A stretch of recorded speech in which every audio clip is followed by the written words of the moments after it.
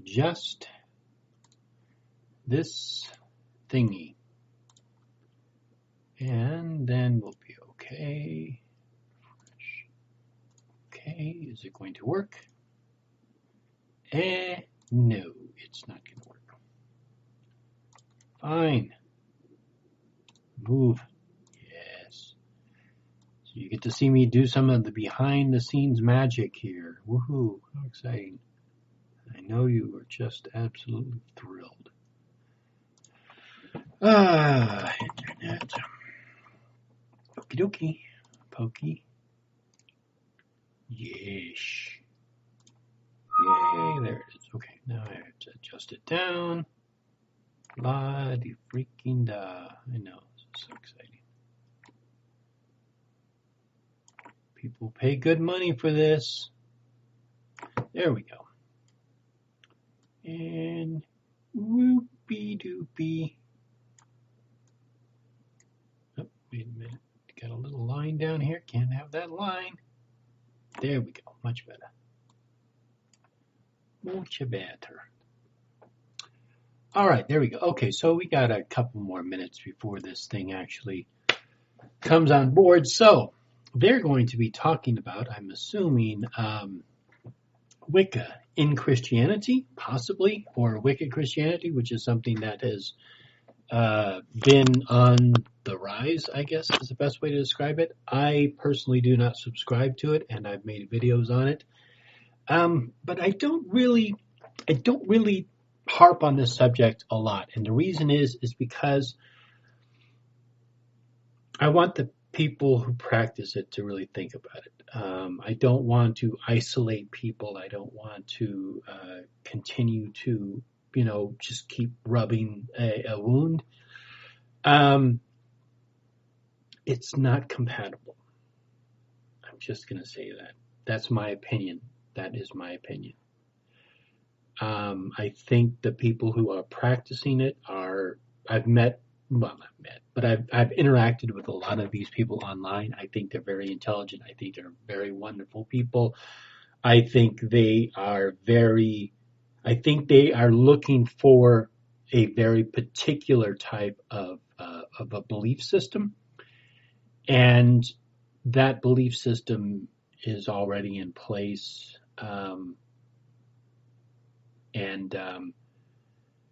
That's all I'm really going to say to it. I think that over time, as people understand exactly what Wicca is, what witchcraft is, and understanding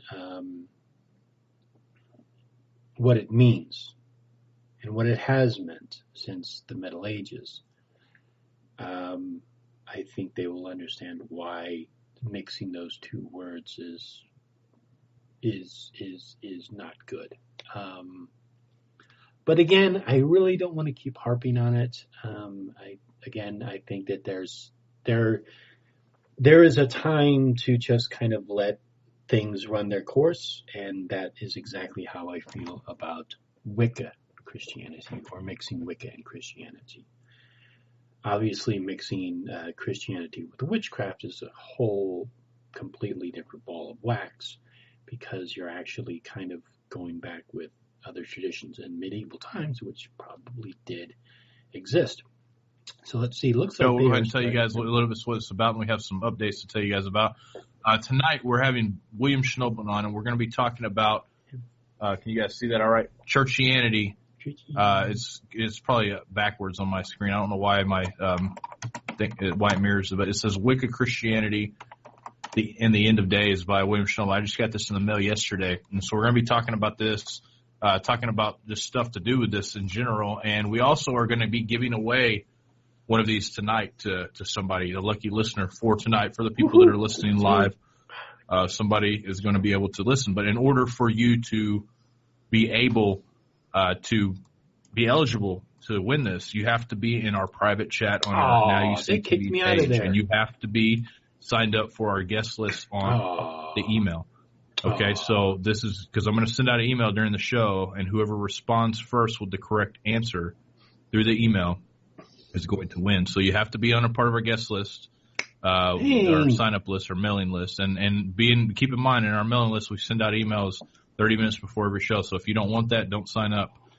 And you also have to be in our live chat as well, because I guess you don't have to be in live chat. You have to be on the guest list, on the email list. So, but if you join the live chat, you'll be able to chat with us, and you'll also be able to ask questions to William or myself or John at some point in the show. And so the reason too we want to get people to sign up for our mailing list is because we have been having issues lately. Actually, I am. All right. When I talk about witchcraft, I'm talking about European witchcraft. If I meant hoodoo, voodoo, Santeria, I will say Santeria, voodoo, and hoodoo. I'm not the type of person where I just kind of take everything and I lump it all into one giant ball and say, this is all witchcraft. I don't do that. I actually respect each and every single system and practice and understand that this is Hermeticism, this is voodoo, this is Santeria, this is European witchcraft. So anytime you hear the words witchcraft come out of my mouth, I'm precisely focusing on European witchcraft. I guess I need to repeat that. I'm very particular about how I talk about things. I don't know anything about hoodoo. I don't know anything about voodoo. Not enough to talk about it. If I do, I will specifically say I'm referring to voodoo, or I'm referring to hoodoo, or I'm referring to this, or I'm referring to that. When I'm talking about witchcraft, I'm talking about European witchcraft. I guess maybe there's a better way I can describe it. Like every time I say witchcraft, instead of saying witchcraft, maybe I should say European witchcraft, so people don't confuse witchcraft that I'm talking about with hoodoo or voodoo or whatever else. I guess maybe I should be very specific when I talk. So anyhow, I'm talking about mixing Christianity with witchcraft. I mean European witchcraft. With this format on YouTube, we've had people saying that they've been unsubscribed from us and they didn't do it, and so they weren't receiving updates. We've had issues with duplicate channels that have been duplicating our stuff. They've got our logo, they've got our channel art, they have everything. So it's almost impossible to tell us apart unless you look at the subscribers, how many subscribers they have, or unless you look at the URL itself, because we're youtube.com/NowYouSeeTV. If it doesn't have that, that's not our channel. And so make sure you guys check that out. And if somebody comments to you on YouTube or messages you and says something foul to you, I can guarantee you that it is not us, okay? There is somebody, you can look at the channel and it almost looks identical, except for the URL, except for the subscribers. They got all our videos. So please be aware that we're not going to cuss anybody out on a comment. We're not going to message somebody and cuss them out. We're never going to do that. That's never going to happen. So that's not us. And that's why I want you guys to be a part of the mailing list. In case something does fall out with YouTube, I don't know if it ever will, but if it does, please be aware that this is going to be our form of communication through the email. So make sure you guys sign up for that, just in case. I have no idea what's going to happen. Just be in prayer. Something weird is going on with everything, and that's all we know right now. So anyways, John, any other? Oh, yeah, here's the Yeshua hoodie. We got a lot of people in the first campaign got their Yeshua hoodies in, and they're awesome. Somebody just messaged me, and they're really good quality. I mean, basically, it's just a hoodie that says Yeshua across it. They couldn't even have a contest and say, okay, of all of our listeners and of all of our subscribers, we are having this contest, create a hoodie that says Yeshua. Please send us your artwork. They could have at least done that. No, what they did was they just, we'll create a hoodie, we'll sell it online, we'll just put Yeshua across it. Yeah, that's good enough. They could have had a contest, whatever. Things are super thick. So if you guys want one, we do have that campaign going on. We have a new campaign going on. I think it ends in like 7 days. So if you want to get yours, you can. And so that's about it. Anything else, John? Well, I just want to say, for the YouTube, I'm never messaging anybody on YouTube. So if you get something from Now You See TV, it's not from us, because we hardly go on there and we don't message on that. If you want to contact me through the email on nowuctv.org, and then you can contact me on Facebook through Messenger. I will answer you. everybody that's ever messaged me, I always answer back. If I don't have the answers, I'll direct you guys in the right direction for the answers. To folks like William here, to Torah family, whatever the question is, if I can help you, I will. But if I can, I'll always direct you guys in the right direction. I'll always answer you. But for YouTube, I don't ever use that. So if you see a message from YouTube, it's not from John or myself. And he's right. There's been a lot of things happening with the YouTube as of late, and we just want to keep you guys informed. You're our fellowship, our family, and we want you guys in the loop. So I agree with John on that one. Yeah, it's been if we can call it cyber attacks, whatever. We've been under a lot of that lately. I mean, myself, I've had my identity stolen twice. I've had my Amazon hacked 3 times. I've had my bank account hacked once. This is just this year. So we're talking some weird stuff with this stuff. So anyways, one thing that we, pride ourselves on, I guess, is, our just being able to, I guess we would call it pride ourselves on, is being able to just be on here and do this. But if this keeps happening, it's going to be difficult. So we're going to have to find something, or just a way to be able to communicate with you guys. Also, make sure you can go to Facebook and like our page. You can go to Twitter, follow us on Twitter, all that stuff. So, any way that we can kind of keep in contact would be good in case something does happen. So, anyways, without further ado, we have William Schnoebelen. William, welcome back to our show. As always, it's a pleasure to have you. Thank you. It's great to be here. Hallelujah. All right. So tell us a little bit about, everybody, pretty much all our listeners know who you are, but for those that do not, just tell them just a basic, a little bit about yourself. There's probably new listeners that are listening tonight. And, briefly, I was starting out, I wanted to be a Catholic priest. I was raised Catholic. I got knocked off that course by a priest in seminary who told me that Jesus was a witch. And if I wanted to be a good Catholic priest, I had to study the occult and witchcraft, which of course is nonsense. But, what did I know? I was young. So I started doing that. I started reading everything I could on witchcraft. Pardon me. And before you know it, I don't know how many of you actually buy that a Catholic priest told him to study witchcraft and the occult to become closer to Jesus. I don't know how many people actually believe that, but that's what William Bill Schnoebelen is selling. And become a witch priest, and that was in 1968. And in 1973, I became a witch high priest, and this is what's called Wicca, which is white witchcraft, and we'll explain more about that in a few minutes. But anyway, and then from there, I studied under the Grand Master Druid of North America down.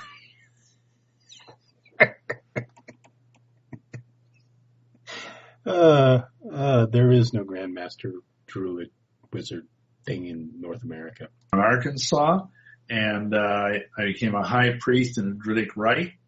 And he's the one who told me about how both the Masons and the Mormons were places one could go to get an astonishing amount of Luciferian knowledge. Yes, you heard me right, Luciferian knowledge. And then I got involved with the Church of Satan. I became a secondary member of the Church of Satan. I was a warlock. And no, he didn't. I checked with the Church of Satan. He has never been a member of the Church of Satan. At that time in the early 70s, when he supposedly was a member, you actually had to go to the Black House here in San Francisco and actually be accepted as a member by Anton LaVey, because they had all the satanic panic crap going on, and they were vetting everybody who wanted to apply. So he would have had to go all the way to San Francisco, somehow set up a meeting with Anton LaVey, become a second whatever, or be initiated into however they do it in the Church of Satan. But I actually spoke with a gentleman named Peter Gilmore, who's pretty much the second in command over at the Church of Satan, and he's heard of William Bill Schnoebelen, but he was never a member. Finally, I got into hardcore Satanism and even got into blood drinking and all of that. It was a pretty bizarre time in my life. In the middle of that, a lady who was a bank officer in San Francisco sent a check that I'd written to the Church of Satan back in the monthly thing. I mean, in the old days, you used to get your checks physically back, canceled, by the bank, and they don't do that anymore. But at the time, I got this check, and she'd written on the check, "I'll be praying for you in Jesus' name." And of course, that's the other thing that really raises a big, huge red flag. Who would risk their job defacing a check, even though it's been returned or canceled or whatever? They would not deface it, especially with a religious statement such as that.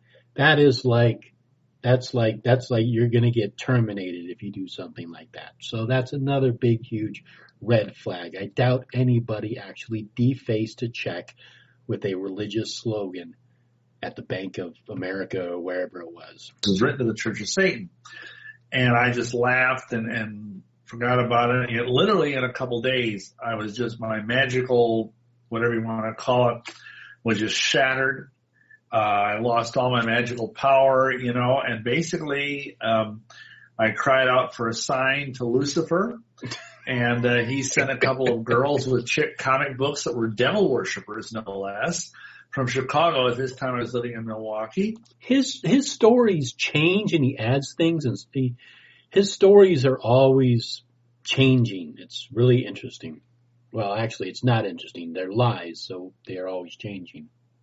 And they gave me these books and these comic books that were about the occult, from Jack Chick. And they said, you got to read these. They're really dumb. They're really Neanderthal. I looked at them briefly. I thought they were stupid and threw them in the drawer and forgot about them.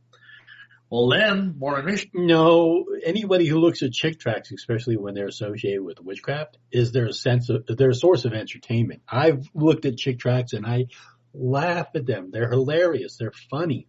They are stupid, but I mean, the first thing that comes to my mind is they're hilarious. They're funny. Missionaries knocked on our door. And so, because of what this Druid guy had said 6 years earlier, became a Druid. I know that too. So I became a Mormon. I became an elder in the Melchizedek priesthood. I went to the Mormon temple. I became an elders quorum president. And finally, I just started realizing that the Mormon church, even though it claims it's Christian, that it really isn't. And I came to realize it wasn't really helping the people in the church, that it had basically, if you understand Mormon theology, 90% of Mormons are going to hell. They're damned. And that's by the church's own figures. And if you don't understand that, if you're a Mormon, I'd be happy to explain that to you if someone wants to pose something about that as a question. But anyway, and I just realized this isn't working. I was reading the Bible because the Mormon church does use the King James Bible along with the Book of Mormon and Doctrine and Covenants and the Pearl of Great Price. And in there, I found two scriptures that were astonishing to me because I never read the Bible. Even though I had a theology master's degree from a Catholic seminary, never read the Bible, never studied the Bible. And here I was finally reading the Bible. Never studied. If you were in seminary school, what were you studying? Mad Magazine? You never read the book. Whatever, Bill. Just come out and say you made up all this shit already. It's so fucking transparent. I was a Mormon, and I read Matthew 11, where it talks about, Yahushua says, "Come unto me, all you that labor and are heavy laden, and I'll give you rest. Take my yoke upon me and learn." Yes, I'm massacring this. You know the verse. "For my yoke is easy and my burden is light, and ye shall find rest for your souls." And at the time, I was working 40 hours a week for me and my family, and 40 hours a week for the Mormon Church for no pay, because all the lower end people in the clergy of the Mormon Church work for free. And I was exhausted. I thought, this is easy. I'd hate to see light. So at that point, I kind of filed that away. And the next thing I knew, I was moving to another community in Iowa, and there I encountered a prophecy seminar where a real evangelist because again, I never encountered a born again Christian all the years. I met with Catholics, of course, because I was a Catholic, but I never actually encountered a born again believer. And You can't swing a crucifix without hitting a born-again Christian. What are you talking about, Bill? This evangelist in this meeting, he just laid it on me.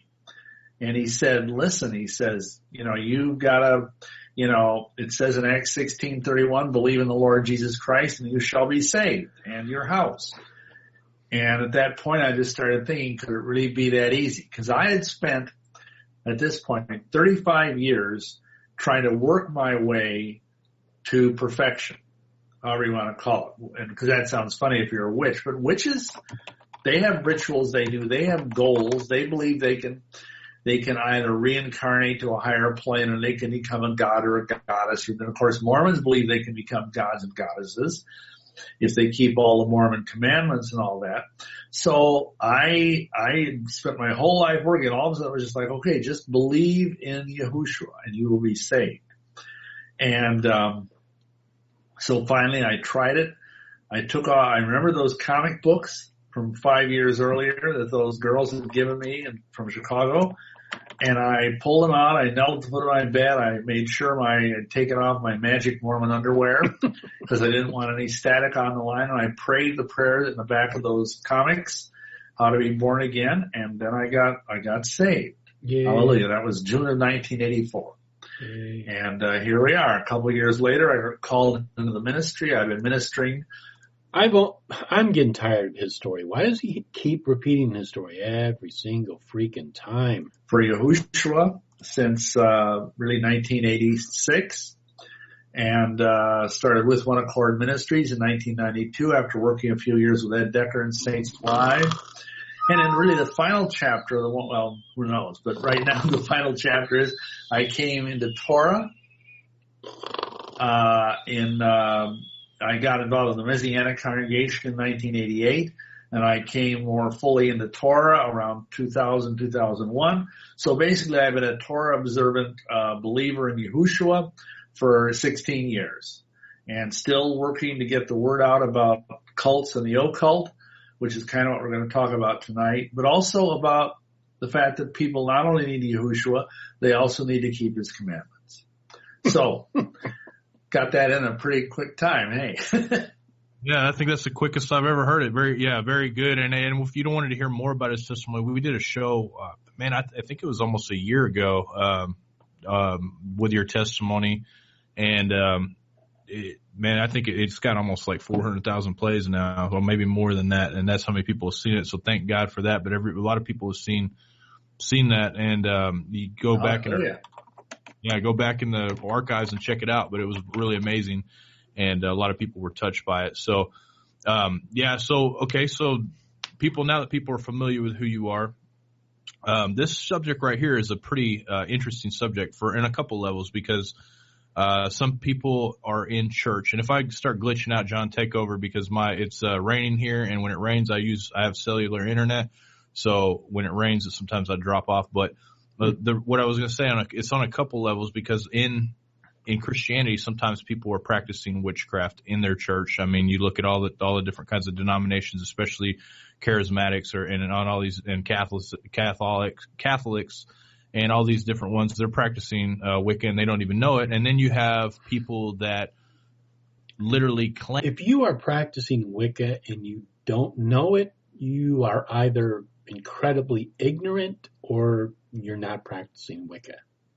Claim to be Wiccan Christians, like they're like a Christian Wiccan religion mix where they do Wicca but they worship Jesus at the same time. So knowingly, not like the other one where they don't really know it, they're just doing it. So explain this a little bit to us, and like I said, we'll be doing a giveaway on this video later, but you can also order the video on One Accord. Is it .org, right? oneaccord.org? Yes, with oneaccord.org. oneaccord.org. And we have, if you go to our website where the show's listed, there's a link that says learn more there. You can click there and go straight to where this DVD is listed, and you guys can purchase it. It's I haven't even got a chance to watch it yet, but I know almost everything I've ever seen from Bill I've loved and I've really learned a lot from, and so I can guarantee you that. And so he's going to explain a little bit to us about it. So tell us what got you going, and I'm going to try to restart my internet, so John will be on here for a second. I'm going to see if I can get my signal going better. I might have to put the antenna closer to the window.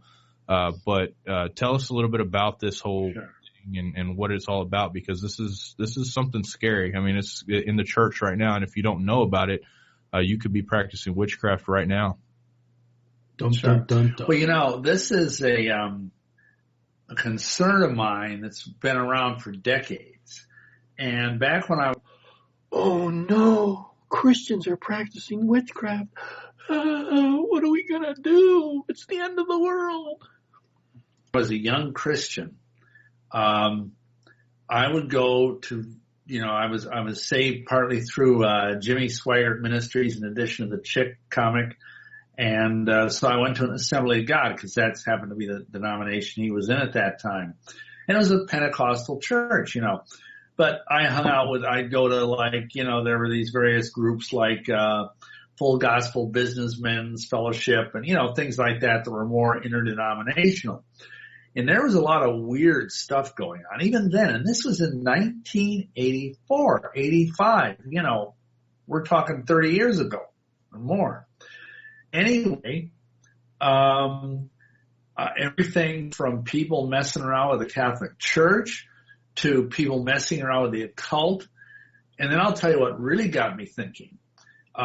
We went out to Seattle to work with Ed Decker, as I mentioned a few minutes ago, in Saints Alive in Jesus.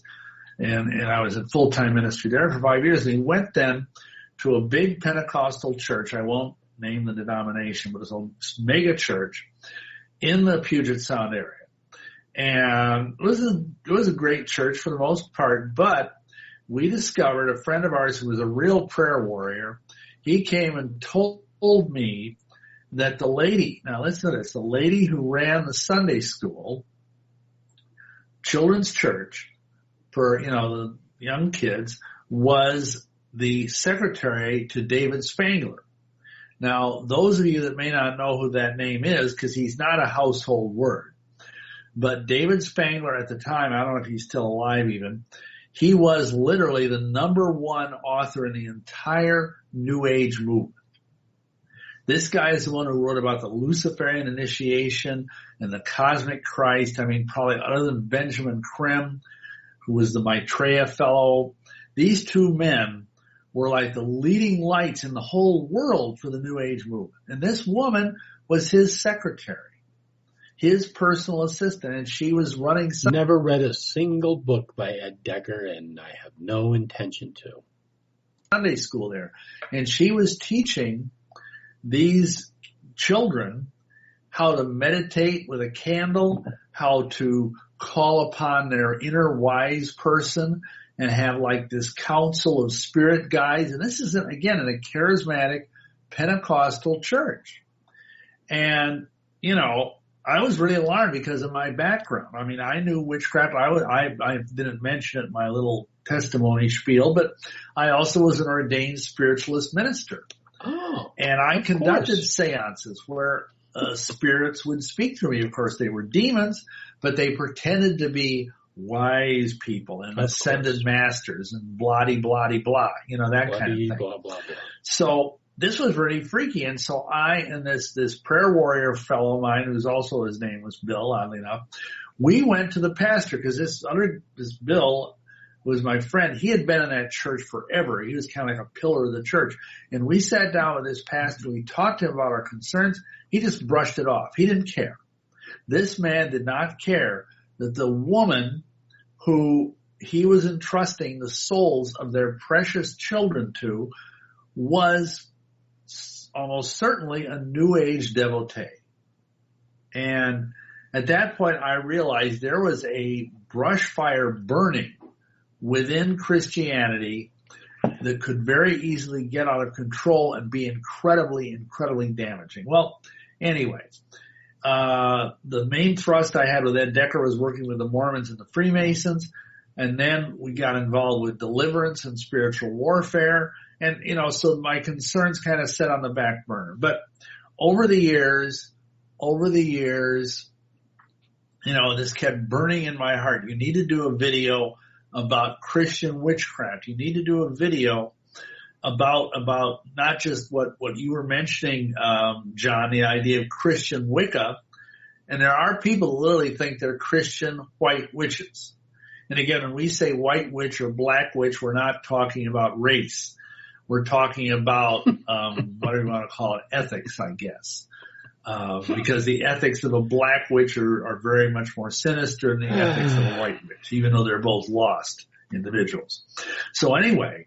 I'm sure all you know already, but the whole concept of black witchcraft and white witchcraft is, it's basically still stuck in that old way of Christian thinking, this concept of good and evil. It's just, individuals are just not that clear cut. There's not good people and bad people. Everybody's capable of doing whatever. And people nowadays, I think that those terms of black witchcraft and white witchcraft, black magic, white magic are beginning to go away, which I, for one, am very happy about because I think it's very simplistic and I think it's a really bad description. So finally, I had an opening and I thought I'm going to do this video on teaching on witchcraft and the church. So that's how this thing began. And essentially, what you have here, let's define what is witchcraft. Because a lot of people have a vague idea, or they think it's like the Wicked Witch and the Wizard of Oz, and it's somebody who's green and ugly and flies around on a broomstick. No, that's not it. Witchcraft is literally as old as sin. Contrary to what most people say, it's probably the world's oldest profession. Because there have always been shamans, witch doctors, people like that who, because man wants to control his environment because the environment is scary. Okay. And I mean, there's storms, there's earthquakes, there's volcanoes, there's all this stuff. And, primitive man and even not so primitive man, he wants to have some way of getting a handle on this big, scary planet. Or be the one who has the control and the only knowledge to talk to the deity who controls the storms and all of this. Right, Bill? Are you going to explain that too? Lives on. And so magic and witchcraft is the idea that you can use something or other to manipulate reality, to change the forces of nature, to work them in your favor.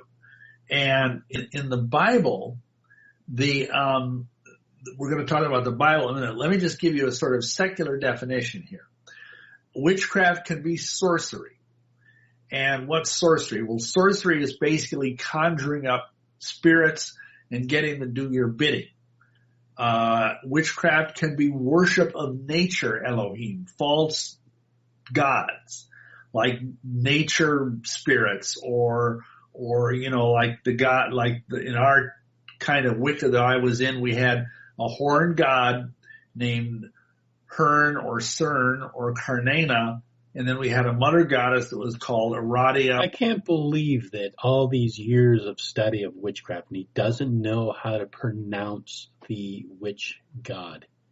Or Diana or other names that are less well known. And that was that. Then another thing that's very common in witchcraft is what the Bible calls pharmakeia. In fact, that pharmakeia is the Greek word that the King James Bible translates as sorcery. But what it is, it's using drugs that are toxic. That's a critical component here. And I mean, I know you have people on here talking about natural health and whatnot, but it's important to understand, and I know, John, you can bear me out on this, that every pharmaceutical drug has a level of toxicity. Am I not correct? And there's a dose, and they have to test to see, okay, how much of this drug, whether it's, something mild like Prozac or whatever, something really powerful like a chemotherapy drug. Okay, how much can we give to a human being without killing him, killing the person? Because that would be good, not to kill the patient. And so anyway, this is pharmakeia. And what people may not realize is that witches and sorcerers use herbs both to manipulate the mind. We have what are called entheogenic herbs like Amanita muscaria or ayahuasca or peyote or mescaline that the modern LSD is based upon. But there's also drugs, natural drugs and pharmaceutical drugs that are used both to heal and to kill. And that's all part of pharmakeia. Then we have necromancy. Yeah, idiot. That's how we have the term pharmacology or pharmacy. But anyhow, the evolution of herbs into drugs is, well, it's very plain. You can kind of research it yourself and see how it's evolved. So, yes, but that means that that evolution of pharmacology has come from finding out that some are poisonous, some are hallucinogenic, and some are beneficial, such as a willow bark for aspirin, etc. Necromancy basically means communing with the dead, or communing with things that pretend to be the dead. In other words, you're talking with devils. Like when I would do seances, and people would come to me at meetings, and they would say, "Oh, my dear Uncle Harry departed a few months ago. I'd like to talk to him." Now, let me be clear. The Bible is very clear in both testaments that you can't talk to dead people. You know, they aren't there. I mean, they're somewhere out of our reach, and, you know, there's different people that believe different things about what's with the dead, but they can't be communicated with. And so when you have a demon, we have to remember there's what is called familiar spirits. And what a familiar spirit is, it's a demon that is familiar with your family stuff. And because demons are immortal. I mean, demons hang around us for centuries. They hang around our families for centuries, waiting to pounce, because the devil is patient. And so he'll assign, family spirits to a particular family, and they will observe stuff. And so when you talk to this Uncle Harry who's departed, and he'll tell you, "Oh, yes, I remember when we went fishing together," or "I remember when you went with us to Disneyland in 19 whatever, And the person goes, "Wow, this is really my Uncle Harry." And no, it isn't. It's a familiar spirit pretending to be Uncle Harry. Because you can't talk to the dead. It's forbidden. Okay. Then finally, there's what is called high magic or ceremonial magic.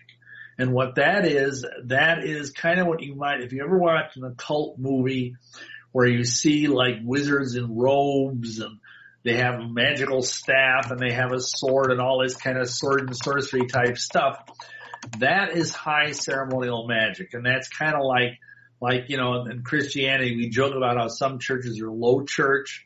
Like, the Baptists are very low church because they don't use a lot of ceremonies and they just dress in normal attire. And then you have high churches. I don't mean they smoke pot. I mean, they're like, the Anglicans and the Catholics and the Orthodox, where they wear all these elaborate vestments and they have candles and incense and all this, very strange stuff going on. Well, that ceremonial magic is like high magic. Okay.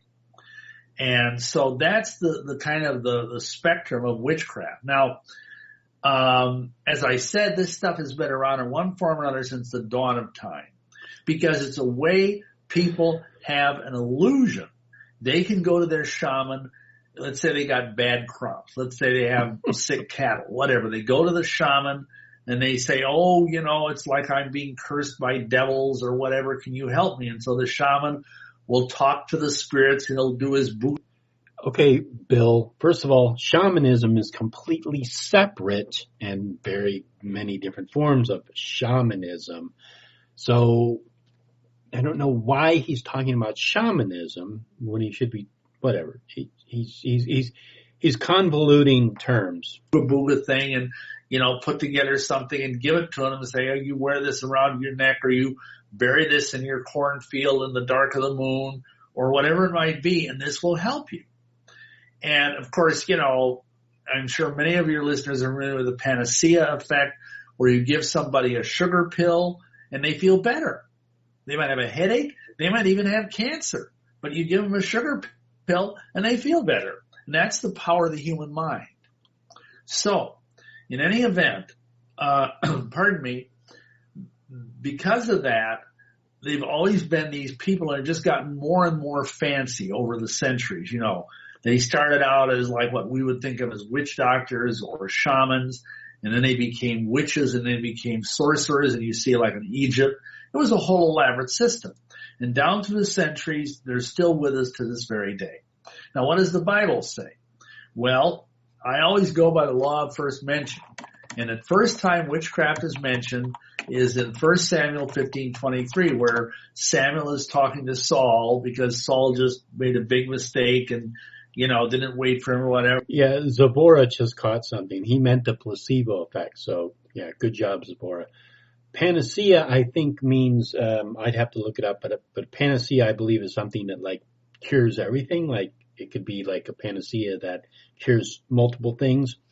So it's a way of healing multiple things. Placebo effect is actually what he meant. So good catch, Zipporah. And he says rebellion is as a sin of witchcraft. So right there we have this equation. Rebellion equals witchcraft. Witchcraft equals rebellion. And I want you to... Rebellion equals rebellion. Witchcraft equals rebellion. Rebellion equals rebellion. Witchcraft equals witchcraft. Again, separate things. They're convoluting. They're putting everything together. Those things are separate. People who are rebellious are not necessarily practicing witchcraft, and vice versa.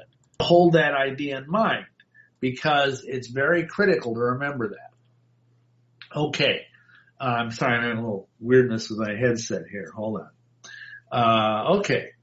Anyway, so the word there is kesem, which means divination and oracles. That's the Hebrew word. It's 7081 in Strong's Hebrew thing. Also, 2 Kings 9:22, witchcraft is associated with Jezebel. Ooh. And with this idea, and this is, I think, partly where we have this idea of the witch as the seductress, as the manipulating, sexy, seductive woman, you know, who's out there to, you know, draw men into her web and all of this kind of. No, that actually represents the subconscious fear of men, of women, is that they are a force that is uncontrollable and seductive and irresistible. So that actually comes out of the fear of men, of women. So that's my psychological, Freudian, Jungian analysis of it. Thing, you know, and it's entirely true. Okay, then we have 2 Chronicles 33:6. That talks about the worship of false Elohim like Moloch, and it talks about child sacrifice, part of witchcraft, enchantments, dealing with familiar spirits. I already mentioned that, and wizardry or sorcery. These are synonymous terms for ceremonial magic. No, they're not. Now, in the New Testament, we have in Galatians 5:20 the word pharmakeia. It's listed as one of the works of the flesh. And finally, in Revelation 21 and 22, we see this same word, pharmakeia, stating that sorcerers are going to be thrown into the lake of fire and that they will not enter the New Jerusalem. Yeah. So that should be enough to tell anybody that's a follower of Yahushua to stay away from witchcraft. Now, in modern years, and by that I mean the last 50 or 60 years, we've seen a revival of witchcraft. I mean, in the 19th century, first there was this huge occult revival, and I believe that it was partly because the British Empire began to turn its back on the King James Bible. They produced the RV, the revised version, in the late 1880s, and they started dissing the King James Bible, and because of that, guess what? First of all, this occult sewage started pouring out of everywhere, and we had the Theosophical Society. We have all these magicians like Aleister Crowley and Eliphas Levi and all the rest. And then in the 20th century, we had, World War I, when Britain basically lost control of this ocean. Eliphas Levi was 18th century, and Crowley was like Eliphas Levi was 17th century. Aleister Crowley was like late 18th century. It used to be said, the Britannia rules the waves. And after World War I, it didn't. And we became the major power in the world, and especially after World War II. Interesting side note, Aleister Crowley believed that he was the reincarnation of Eliphas Levi. And that's because at that time we were still an essentially Bible-believing nation for the most part. Okay, during that time we had people like Aleister Crowley and Gerald Gardner come along, and they created Wicca. No, Aleister Crowley and Gerald Gardner did not create Wicca. In the middle of the early 20th century, which is supposedly, I use that word carefully, supposedly a revival of ancient witchcraft, but actually has nothing to do with it. This Gardner guy was basically a pervert. He was a retired British civil servant. He was not a pervert. Who was a nudist, and he also was into sadomasochism. What that means is he liked to be whipped by women. That's up for debate. I know that he was a nudist. One of the reasons why he was a nudist is because his doctor, because he suffered from really bad asthma, is his doctor, for whatever reason, at that time they believed that it was easier for the skin to breathe if you didn't have clothes, and he probably also just enjoyed being a nudist. As for the BDSM part, yeah, maybe so. Maybe he was into that. Hey, people are into some different stuff sexually. And you know what? As long as they're not hurting anybody and as consenting adults, I really don't care. What you do behind closed doors, if you want to dress up like a rabbit and get beaten, hey, I don't care. That's your business. You know what I mean? So he basically conjured up, pardon the expression, this religion called Wicca, where everybody has to be naked and where, the high priestess whips everybody. And anyhow, that was how it got started. Just like Joseph Smith was another pervert who started the Mormon religion, created polygamy because he wanted to have 27 or more wives. So, a lot of these cults are started by sexual perverts who just want to figure out a way to create a religion. Whereas a cult that was started by a virgin who spontaneously gets pregnant? There's nothing sexual about that. She just goes to her dad and says, I'm pregnant. And he says, how did you get pregnant? And she says, oh, I don't know. It just suddenly happened to me. I don't know how I got pregnant. Yeah, Bill. Hypocrite is thy name. That will enable them to have the stamp of God upon what they're doing. And of course, it's all sin. It's all nonsense. And since that came out, what happened was in 1951, Britain repealed the Witchcraft Act. See, before 1951, it was actually a criminal offense to be a witch and to come out and say, hi, I'm a witch. Well, yes and no. It was illegal to call somebody a witch, but it was also illegal to claim to have magical powers. So it was kind of a two-way street. And one of the reasons why is because, well, a couple of 100 years before that, Bill, all you needed was 2 or 3 people to say so-and-so is a witch, and that person would be put on trial, they would be tortured, and they would confess to being a witch, and then they would be hung to death. So that's pretty much why they had the Witchcraft Act. You couldn't point at somebody and call them a witch. You couldn't also claim to practice witchcraft. That was done away with, and so witches started coming out of the broom closet. And it spread to America. And the coven that I got involved with in the 70s was in Boston. And now there's witch covens in every major city and probably a lot of smaller cities. And like everything else, even though this started out with Gardnerian and an offshoot which is called Alexandrian Wicca, now there's hundreds of kinds of Wicca. Just like in the Protestant church, there's hundreds of kinds of Protestantism. And even within, the Hebrew roots Messianic scene, there are different flavors. And that's not always a bad thing, but, it just indicates that it seems to be part of being human to kind of have these little splits and everything.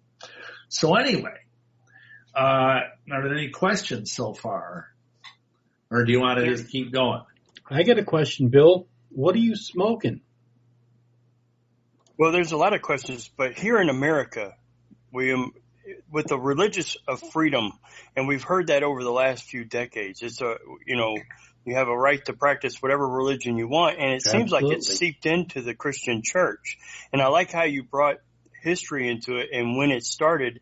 I mean, actually unfolding with Aleister Crowley back in the 50s, but it seems like it's infiltrated. Aleister Crowley wasn't alive in the 1950s. Yeah. Almost every church, because if you ask somebody that's going to Sunday church, somebody will come up to somebody and say, well, I practice Wicca, but I also go to Sunday school. Oh, it's okay. Because in America, it's a freedom of religion. How much of play does that play into all of this? I mean, especially here in America. Well, it's huge, of course, because really, I mean, I hate to say it, but our Heavenly Father is not really into the First Amendment. I mean, if you read the Torah, I mean, he says there is only one way and it's my way. And, so really the idea that we can have witches or Buddhists or Hindus or Muslims or whatever all operating with equal rights under the law, that sounds very nice in theory, but we see what it's gotten us in practice. It hasn't gotten us anything, Bill, but that is exactly what the Constitution says, is that, first of all, the government cannot make one particular religion the leading religion. It cannot promote a religion, and everyone has freedom to pursue whatever religious choice they want. It doesn't exactly say it that, the wording, but basically you have freedom of religion, freedom of choice, and also our government cannot pick one religion over the other to promote. It's gotten us to the place where certain communities are having Satan. They're just jealous because what they want is they want Christianity to be the dominant religion in the United States. And this is a battle that we've had kind of up and down, but we do have that First Amendment on there, which keeps it, First and 14th Amendment, which keeps freedom of choice, freedom of religion available to us. And we need to protect it. Let's get up and offer prayers at city council meetings. We've had, witches offer, like in our state, here in good old Iowa, which is right, in the heart of the Midwest, we had a couple of years ago a witch come to the Iowa State Assembly and offer the opening prayer for the session, some witch in Des Moines. And, they should not be having an opening prayer or an opening anything to a government. They should not be having it at City Hall, county meetings, state meetings, federal meetings, because we are a secular nation because of the First Amendment. So that is why we see these battles of these Christians wanting to have prayers, and so Satanists coming in and saying, well, then we want to have a Satanist prayer, or another pagan or shaman group or Hindu group or Buddhist group or whatever want to come in because they should have equal time and equal footing and equal access. If that's what they're going to do, they're going to pray before a council meeting, then everybody has the opportunity to do the prayer, not just one religion. So, Bill, we are a secular nation by design, originally by the founding fathers, to prevent these problems from happening. This is a big deal. And because of that, and I'm not necessarily saying we should, persecute these people or throw them in jail. No, we're just going to make up lies and bullshit about them and make them look like they are sadistic, pedophile people who commit human sacrifice and drink blood. But no, we're not going to persecute them. No, not openly, but yes, we are going to persecute people through the minds of our followers, Bill. Not saying that. What I am saying is we have created a soil in which these things can flourish, partly because I can feel my blood boiling. This guy. There's not enough biblical truth being promoted anymore. See, I tell people that these kind of things, whether it's Wicca or cults or whatever, it is like the crabgrass. Christianity is a cult, and that is what it started out as. It is a cult of Christ. Wicca, if anything, promotes individualism, and that's probably one of the reasons why we have so many freaking denominations of it or branches of it, because we're so accepting and allow all these branches to keep popping up all over the place because individuals tweak it and make it their own. And it's a very individualistic view. Grass springing up in your lawn. And if there was enough good fertilizer of the word of Yahweh and of sound doctrine and sound preaching going on, then these things would not pop up. But it's like my friend and mentor, Dr. Walter Martin, said this many, many years ago to me. Of course, he passed away in 1987, so yeah, it was many, many years ago. And, you know, he said the cults are the unpaid bills of the church. Think of that. And it's funny because you can look back and every cult leader was a Christian who somehow ran off the rails. Like Joseph Smith. He was a Methodist. And he basically got involved in the occult and glass looking, and they threw him out. And maybe that was the right thing to do. Maybe it wasn't. But because of that, he went off and started his own church, which has cost tens of millions of people their souls. You know? And so, because many times the cults and the occult do what they do better than the church. And so when they have equal examples of this, you know, when everybody's given an equal playing field, I'll give you an example here. The Mormons, for example, they will, and for 5 years I was a Mormon, and they will be in a neighborhood, and if there's an elderly lady or an elderly couple, they'll go over there and they will shovel their sidewalks. They will offer to clean their gutters or mow their lawn. They will bring them casseroles and stuff. They will just love bomb these people to death. And these people will say, well, gee, these Mormons are so nice. I mean, I'm a Baptist and my Baptist church never did this for me. And they'll go and they'll join the Mormon church just because they're nice to them. And they're out Christianing Christians. See, this is one of the things that I really don't like about doing good deeds for people. If you're doing good deeds for somebody basically to manipulate them for some reason, you're not really doing a good deed. You're actually manipulating the person, but you're doing it through kindness. It's a very passive aggressive way of manipulating people. At least pagans, alternate religions or whatever, usually when they do stuff out of kindness for someone, they don't expect anything in return. We don't expect to get converts or whatever.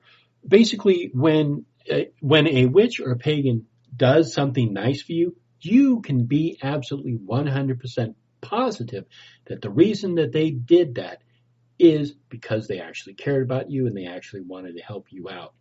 If a Christian does something nice for you, chances are they're trying to kind of passive aggressively manipulate you. So it's a very dishonest way of being kind to someone, and it's really creepy. And this is sad because what has happened is because we've had this sloppy agape gospel of grace stuff going on. People think, well, I can just get born again and sit on my, tsukkas in the pew and read my Bible and I'm fine. And let the rest of the world go to, where in a handbasket. Hell. And so as a result, these cults, whether they're Jehovah Witnesses or Mormons or even witches, have moved in and have taken over. Yeah, sure, it's all the same. Mormonism, witchcraft, it's all the same. It's not the same, Bill. Mormonism is Mormonism. Witchcraft is witchcraft. Those are not the same. You keep conflating all of these things. And I'll also say something else here since I'm kind of getting on my soapbox. The funny thing is that you talk to young people, especially, and I talk to a lot of young people, and many of them find the church arid and dry and lifeless and without power. Like his beard. Like him in the bedroom. Like his diet. And so they'll go to the occult. They'll go to the New Age. and they'll go to even witchcraft because it seems like it has power. It's part of what attracted me back when I was a young man. I got into witchcraft when I was about 19 years old.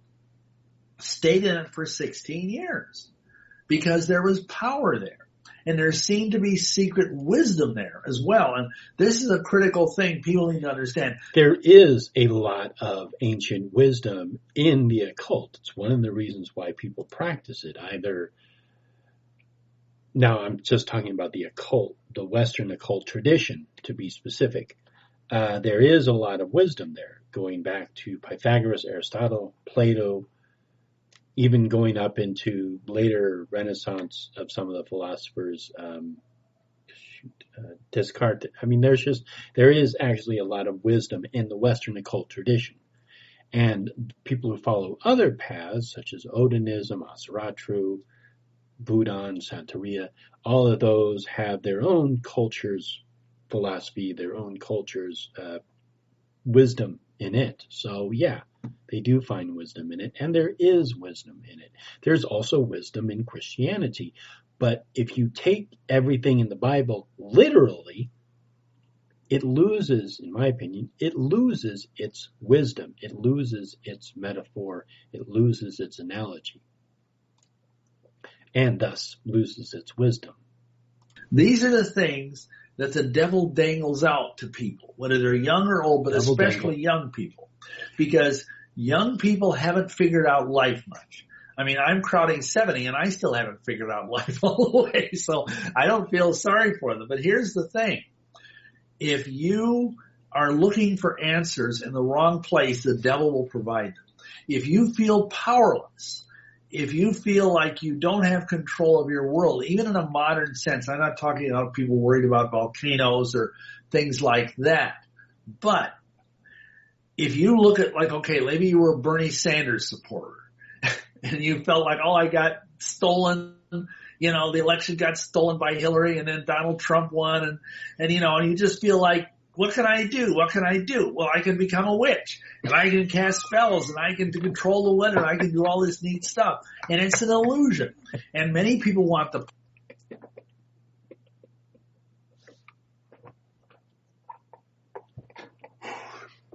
Who, where, how, who?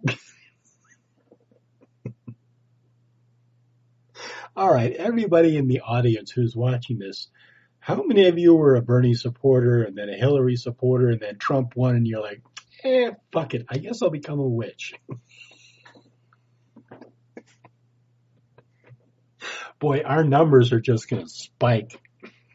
It'd be funny to see the numbers of people who identify as a witch after like November 9th. It just like spike. Power, and many people want the secret wisdom, and they don't realize that we're told in the scriptures that in Messiah is hid all the treasures of wisdom and knowledge and understanding. Colossians 2, you know. So that's part of it, is that, that's you like know, the best line ever. There is this need for wonder. And, you know, there isn't much wonder in the churches because we haven't opened up the churches to the power of the Ruach, the power of the set-apart spirit, and the power of Torah. I mean, you can't really have true, divine, set-apart power without keeping the commandments. And 99% of the churches don't do that. And because of that, it's like these people are searching for water in a land of shallow wells. Somebody in the chat room said something really interesting, William. There's a higher incidence of mental illness in the Jehovah's Witness and Mormon movement. Have you noticed that in dealing and helping people in that movement? Have you? I have noticed a higher percentage of mental stupidity in Bill Schnoebelen. Seen that? I thought it was interesting. I would just say this. There's a higher incidence of demonic possession in Mormons and Jehovah's Witnesses. And, you know, I'm sure if Brother David was here, we can get in a whole conversation about how fine a line there is between someone who's, you know, schizophrenic or bipolar or whatever and somebody who has various kinds of demonic problems. Oh. Because anybody who's in one of these cults, and I know whereof I speak. No, I'm sure, at some point, probably like before the late Renaissance, I think there was people who believed that mental illness was caused by demonic possession. I'm pretty sure of that. But mental illness it's like anything else. It's like a broken leg, or it's something that people have to deal with. It's not caused by demons. It's not caused by devils. It is a unfortunate affliction that affects, instead of like, let's say, a physical body, it affects the mind. And I think in the past 100 years, now human civilization has been around for a very long time. The past 100 years, we have actually been looking at mental illness for what it is: a illness, basically a mental deformity instead of a physical deformity, and it is what people have to struggle with. And we, in the past 100 years, are beginning to understand this. So that really shows how ignorant humanity has been in this particular area, and it's probably because for a very long time they actually believed that mental illness was caused by possession of demons or demon spirits. And you can even see that through exorcism. People believing that if you perform an exorcism on someone, that they will get this illness out of them. Because I was in the Mormons for 5 years, and I needed serious deliverance when I came out of there, not just because of my witchy stuff, but because of the Mormon church. And I'm sure, I've met many. I'll tell you something. It is very hard, in my opinion, in my experience, for people who get out of the Jehovah's Witnesses.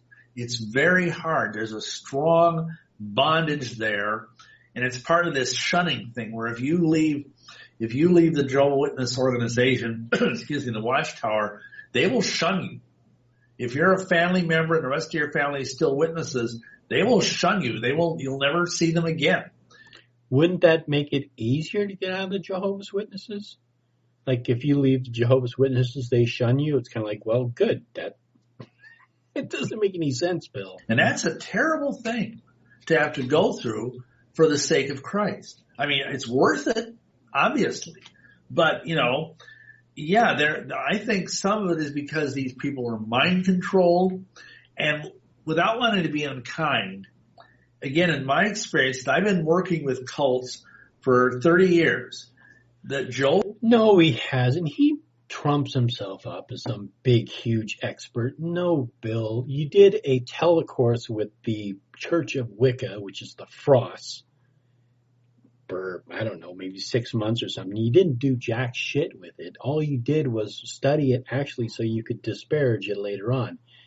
That's it, Bill. You're not a big occult expert. If you were an occult expert, you would know all these various differences, even within the Western occult tradition. Witnesses tend to be less well educated because they're not encouraged to get a higher education because, Jesus could come. And, it's tricky. And then there's also more people that have problems within Jehovah's Witnesses. I mean, they are the poorest major religious denomination in America. Jehovah's Witnesses are. I mean, they're broad demographic. They're not very well off. Mormons, on the other hand, are very wealthy. Other than the Episcopalians, Mormons are the wealthiest church in America. You see, I don't know if you've noticed this at all. I'm sure you have. I just actually noticed it myself.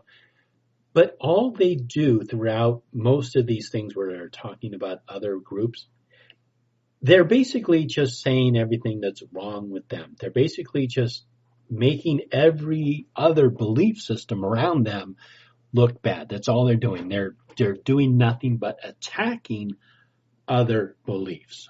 That's all they're doing. They're not doing anything positive. All they're doing is just disparaging and attacking other belief systems.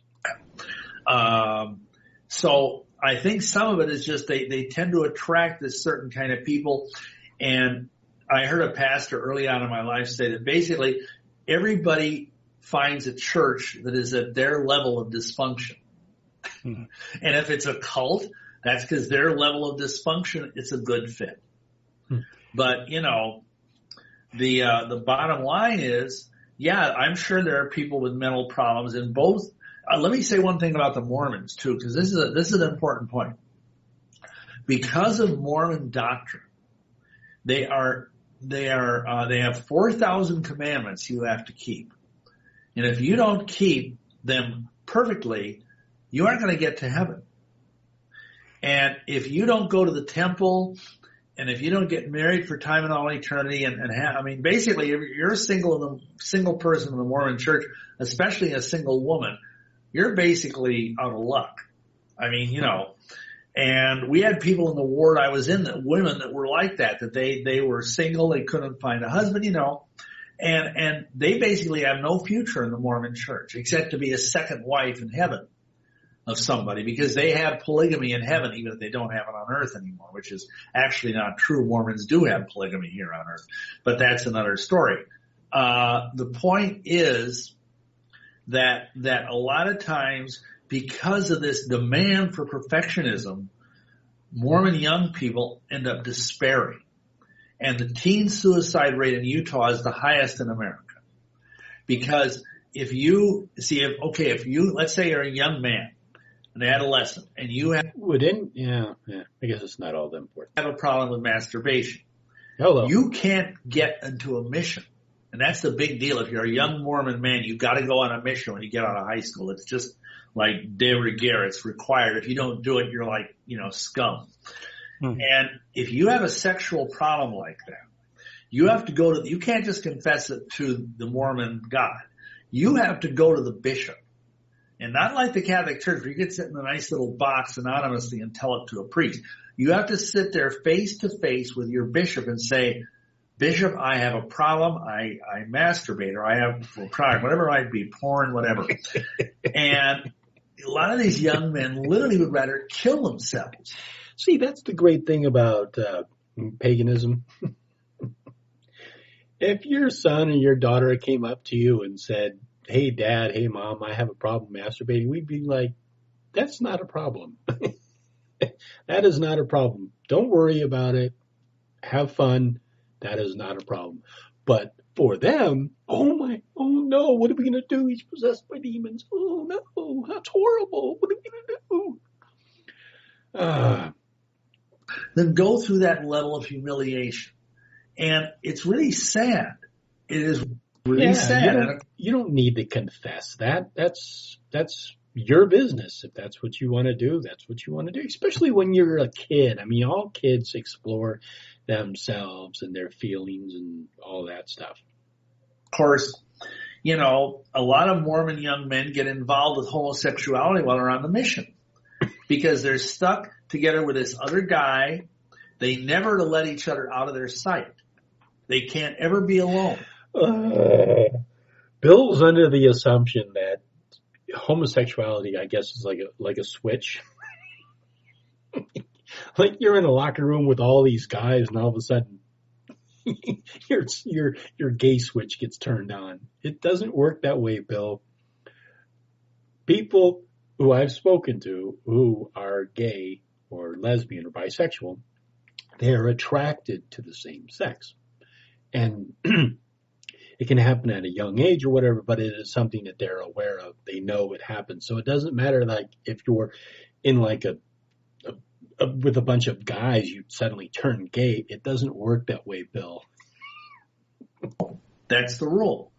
And so sometimes they'll run off with a girl, but quite often they'll end up getting involved in homosexuality. And of course that tears them up too, because that's a deep sin in both the Bible, but also in Mormonism.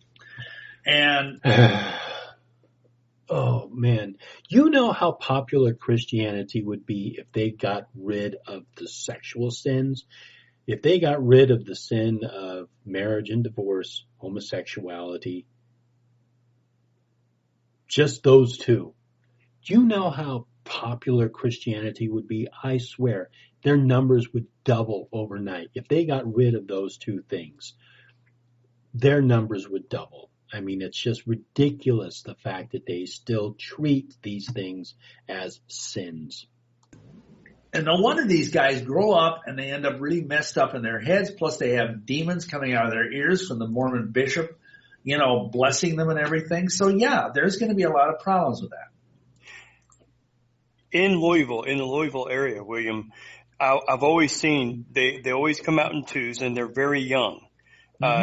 Ages usually between 15 and 17, about those ages, and they're always on their bikes. They got the white shirts, the black ties, and they're on their bikes with their backpacks, and they're going places. But they're everywhere, and I see them in twos.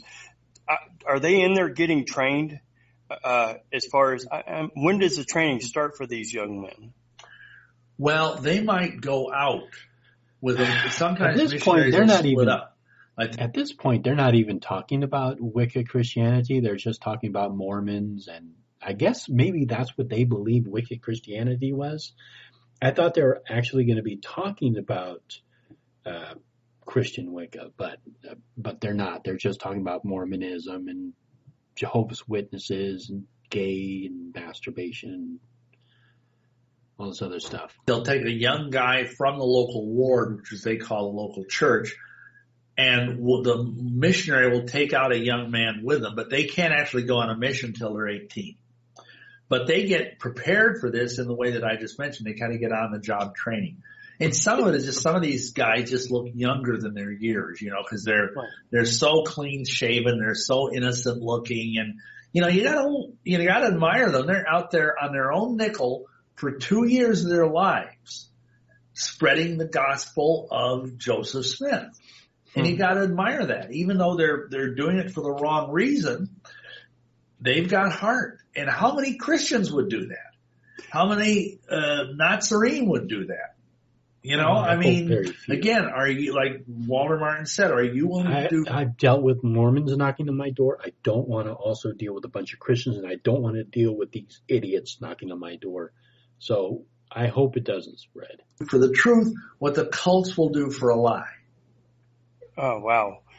Well, let's take it to the mainstream Christian church now with the young people who are dealing with demonic attacks, who are dealing with pharmakia, who are dealing with all these issues, yet the church shuts the door on them because it's not a part of their teachings. When, of course, we worship a supernatural Yahweh, but they're being shut out. I don't know how it ties into witchcraft, but they just totally don't even see it. And all these people are suffering, especially young people. And it doesn't tie to witchcraft. You're making that connection. It's the thing that gets me is they make these connections. There is no connection. Returning to New Age and witchcraft and all of the paganism that's out there. And the church is just shutting the door on them. And these things are actually happening to them, whether it's abductions or they get involved with witchcraft. It's like the door is shut on them, and we're in trouble, and we need the word of Yahweh in our lives and it being taught as truth, just like your ministry. And I see the standard there where you have Mormon children going out and being trained early. It's heartbreaking to know that the mainstream Christian church is not doing that either. No, they're very few. And the thing is that young people have a desire for the numinous, for the other, for something wonderful and extraordinary and awesome in their lives, and they're brought up expecting this from the church, but then they don't get it. They get 3 hymns and a special. Or they get a bunch of people jumping up and down and playing music. And it's emotionalism. It's not the true presence of the set apart. It's not the true presence of the Ruach, the set apart spirit. And that's the problem. They've kind of ginned themselves up. And I've been in so many, because I preached in so many charismatic churches over the last 30 years, I couldn't even tell you. And they do all this loud music and jumping up and down, and it's all, they're trying to get people emotional. So they'll start crying, they get all excited, and it's theater. It's not worship, it's theater. It's all man-centered instead of Yahweh-centered. Because if we were really worshiping him, we wouldn't be so worried about, is this fun? And that's the problem, and I've been, as you know, I've been in so many different weird religions, you couldn't even count them. But I'll tell you this much, in encountering Yahweh, the Almighty King of the universe, in prayer and in worship and in meditating upon his word, it has been so powerful and so wonderful. It is nothing like anything I ever experienced in the occult or anything I even experienced in the Pentecostal church, because I was based in the Pentecostal church for many years. And it's all fluff. It's all emotionalism. And, I understand what they're trying to do because I used to be in theater. When I was in college, I used to direct theater performances and do music for them and stuff. But it isn't real worship. And Yahushua says that Yahweh wants people to come and worship him in spirit and in truth. And I don't think, gyrating around up on the stage in hot pants and jumping up and down and looking like you're, in a disc that's not worship. That's not being set apart. So I don't know if I went in the right direction you wanted me to go with that answer. What kind of church was he attending? The other problem is, and I think maybe this is more your question, is that the churches. He has a hang up with sex. He really kind of has things that he says and he does really, he's something about him. He's very, repressed. Don't teach about this stuff. Yes. They don't warn people about the occult. I mean, even back in the 80s and 90s when I was first in the ministry, it was like pulling teeth at a church to have somebody like Ed Decker or Jim Spencer or me come into a church and warn about Freemasonry, warn about the occult, warn about Mormonism. They didn't even want to hear it then. And that was 25 years ago. Today, all they want to hear about is happy, happy, happy, happy, and it's frightening because they're young. Bill, it's just another religion. That's it. It's just another religion, you freaking idiot. People are getting sucked into Ouija boards. They're getting drawn into doing seances and the occult through video. I mean, video games are profoundly occultic, profoundly dark. And occult card games and, and of course movies. I mean, the movies have gotten so much more evil in the last 20 years or so. Because I used to be an addict of horror movies. Basically, everything in the entire world leads people to the occult. Gotcha, Bill. I was into the occult. And I've seen every horror movie before the 80s that has ever been made. And today, just from seeing glimpses of them, they're horrifying. And people are drawn into that because, again, there's this sense of wonder, of terror, of the other, of the sense of the other. And that's what people are hungry for because we have built into us a need to encounter Yahweh. And if we can't find him in the church where society kind of culturally expects us to find him, we're going to go somewhere else. That's what I did, and that's what thousands and thousands of young Christian people are doing. And it's really, really tragic because they're looking for Yahweh in all the wrong places. That answer. Looking for Yahweh in all the wrong places. Looking for Yahweh in all the wrong places. Here's my question perfectly. It almost makes it to where the church has become what's the word I'm looking for? Enabler. A cesspool? Oh. Almost an enabler of this stuff because they turn it away and they don't teach on it. They don't teach the word of Yahweh, period. There's a question in the chat room. It's the very first one, William, and I want to bring it up because Samuel's a really good friend of mine, and I love him to death. He says, for Bill, first I want to thank him for helping me with my travels out of witchcraft and the effects of it. And I want to let him know that I do look up to him as proof that it can be escaped. And he is a testimony. And I love Samuel to death.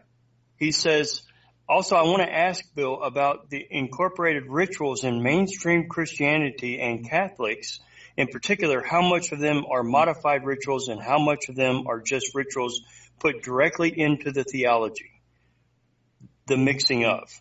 So, you mean the mixing of Christianity and the occult? Is that what yes, it means? Or? I believe so. Okay, well, see, in the Catholic Church and the Orthodox Church, what you see is basically a blending of stuff that was going on in the synagogues at the time of Yahushua with paganism and with Luciferianism, because so much, you see, like, okay, for example, Constantine, who basically is the first pope, he was, by definition of he kind of made himself the pope. Being the emperor of Rome, he was the Pontifex Maximus, the high priest of Lucifer. And he would go and worship, kind of like the Queen of England is the head of the Church of England, you know. And he would go to this temple. It was called a basilica. Does that sound familiar? And worship Lucifer there. And this was in Rome. So now in Rome. Okay, now he's making up bullshit. No. Constantine, what is the name of that basilica? Oh, shoot. Hagia Sophia? Constantine did not worship Lucifer. Lucifer probably wasn't even a concept back then. Rome, we have St. Peter's Basilica that's built on a haunted hill, because the Vatican is sitting on the Vatican Hill, which used to be a place of magic and fortune telling. It's a cursed hill, and that's why when I did a DVD on Catholicism, it was called The Church on the Haunted Hill. So there's this mixture, and to the extent that a church has moved away from Catholicism, Romanism, whatever, and they have kind of gotten away from that. But even among, you know, the Protestant churches, you know, Lutherans, Methodists. How can these gullible sheep believe this crap? Nobody looks into this. He doesn't cite any source. He just claims it. Unbelievable. How gullible. There's still vestiges of Rome. And even among the more like Baptist and Pentecost, they still worship on Sunday. There's still a lot of Roman stuff in there. And many of them still keep Christmas and Easter. I remember I was in this very strict fundamentalist Baptist church in the 90s. And every year they had a Valentine's Day sweetheart dance. And I try to tell the pastor Valentine's Day is pagan. You know, there was never a Saint Valentine. But, you know, he didn't want to hear it because it was a tradition. And that's why I find it so funny that, you know. It was a natural evolution, Bill, of the development of Christianity in cultures which had a pre-Christian tradition. And it was a natural adaptation of incorporating these old cultures' customs, which were pre-Christian, into the Christian practices that were spreading. It was a natural evolutionary process. It's like food, it's like language, it's like architecture. You will find that foods incorporate other cultures of foods as it spreads along. Same thing with development of linguistics and language. It's the same thing with architecture. Bill, you stupid idiot. It is a natural evolving process. That's why we have Christmas and Easter. I don't even know about Valentine's Day. I'm not going to touch that one.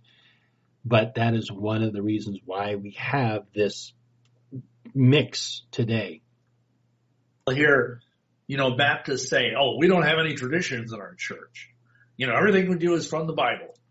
And I said, really, show me somewhere in the book of Acts where you get up and you have an opening prayer, you have 3 hymns and a special and a sermon. And an altar call, because there's no altar calls anywhere in the entire Brit Hadashah. But everything we do is right on the, you know, so it is funny. But, you know, even there, they still have one foot in Rome. So, you know, in terms of occult stuff, it's seeping back in because the Torah isn't the center, you know, it should be the center pillar of the church.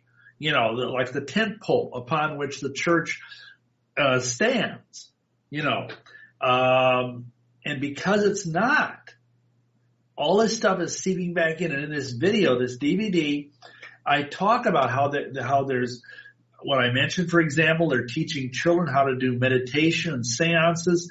They're having magical prayer circles. They're having false prophecy. Basically, people go to these prophetic type churches the way people used to go to me as a medium. I don't think anybody in their right mind went to you, Bill. From what I understand is you were a pretty annoying, power-hungry idiot. And I've even been in these churches. I've watched these guys work. They work just the same way as a medium does. People want information, and they'll give them information, but they have and I'll tell you, I have been prophesied over many, many times by highly reputable prophets, quote unquote. Never did any of it come true. Not once. Not one prophecy from anybody did ever come true. And I could name you some names of people that are household words. Nothing. Sure. Why don't you name some names, Bill? That would be fun. And like I joke in the video, I mean, thank goodness we're on the other side of Calvary, or otherwise these guys would be stoned to death. They're false prophets. They are flat out false prophets. And they don't realize what spirit they are of. Because if, there are people I really respect, I should say respected in the case of David Wilkerson, who of course has gone home to be with, the Almighty, but he was a real prophet. I know he was. He was a mighty man of Yahweh, even if he didn't understand the Torah and all of that. That's fine. Yahweh works with us where we are. But, honestly, I have received prophetic words for people that have come true. And, it happens occasionally, and it happens more and more often because I keep pressing deeper and deeper into Torah. But it's not like going to a fortune teller. And that's the difference. And I haven't stood there because I have a discerning of spirits because of the work I've done over the last 30 years in deliverance. And I'll see some of these guys lay hands on people and prophesy on them in charismatic churches. And it's all evil. You can see it. It's evil spirits speaking to them. And the question becomes, how do you discern? How do you know? And we're going to talk about that. There's the two tests. And I know you guys have spoken to this, but the Deuteronomy 13 test and the Deuteronomy 18 test. And if anybody, and that's what's there, either if you're leading people after other Elohim, false Elohim, or if you give prophecies and they don't come true. And most of these guys give prophecies that don't come true. Almost all of them do. And many of them are leading people after false Elohim because they're preaching this greasy, gracy Jesus, who's, loves everybody and, blah, blah, blah. And there's no sense of repentance. There's no sense of teshuvah or to be set apart and the idea of judgment or anything. And that's a false Christ. That's not the real Christ. And one of the linchpins of this DVD is the point that I make that, if rebellion is as boy, he's really selling this DVD, isn't he? The sin of witchcraft, then if the church is in rebellion against Torah, which 99% of it is, then the church is practicing witchcraft. Do you think that's a stretch? No, I do not think it's a stretch. I mean, it's a harsh thing to say, but what are these people going to think of? Especially these pastors who should know better. I mean, the people should be Bereans. The people should look this stuff up and say, is this really in the Bible? I mean, this prophet, he told me that I was going to be rich and I was going to marry a beautiful woman and none of it ever happened. It's been 25 years. Was that guy? One of the funniest things is that they want to be this purist going back to as far as they can, basically back to the Torah. And yet they promote the King James Version of the Bible, which if you study the Bible is like the most corrupted and changed version of the Bible there is, because King James literally called a council together and got them to just kind of like said, okay, you're going to translate the Bible into English, and it's going to be basically, they just kind of like made it all up. They based it on the Bible that they had. I can't remember what it was, but anyhow, and they changed that Bible a great deal and included a lot of this very anti-woman, anti-witchcraft type of thing because King James was so paranoid about witchcraft. So it's funny that they use that version of the Bible rather than a much earlier version of the Bible, like maybe only just the New Testament, not the Old Testament instead of the New Testament, or maybe part of the New Testament or whatever. That's one thing I find interesting. False prophet? I would say so. How dangerous is it for these folks that are in the pulpit, that have the platform, that are doing these things like the name it to claim it, the charismatics who are promoting the jumping around and shaking and lying in the ground? There's a question also, this inner child therapy stuff within the church. How dangerous it is for these people who are leading these congregations that are doing this stuff. How dangerous is that? Well, that's kind of a somewhat different matter, because, you know, it is true that we are kind of like trees in a sense, that you know, just like you can see the beginning of a tree and the rings if you cut into a tree and so on. We do have within us, you know, the memories of all that's gone before within us, and sometimes you can minister and ask the Ruach to minister to, you know, wounds that are very, very old. I don't like calling that an inner child. That's a thing kind of out of New Age psychology, but yet, you know, there is a certain grain of truth in there. But here's the issue with a lot of these people. They will like say, okay, visualize Jesus coming and taking your inner child and holding him or her in his arms and loving him and letting him know, you know, and you're kind of conjuring up a Jesus out of thin air. You're imagining, you're visualizing. And that isn't really scriptural. You can't conjure things up or you're going to have a false Jesus come in there. Because that's the beginning of witchcraft. When I first learned how to do things like astral projection, I used to teach astral projection to hundreds of people. You know, I was really good at it. And, you know, this kind of stuff. And when you're doing these kind of things, it just totally blows them open to demonic influences.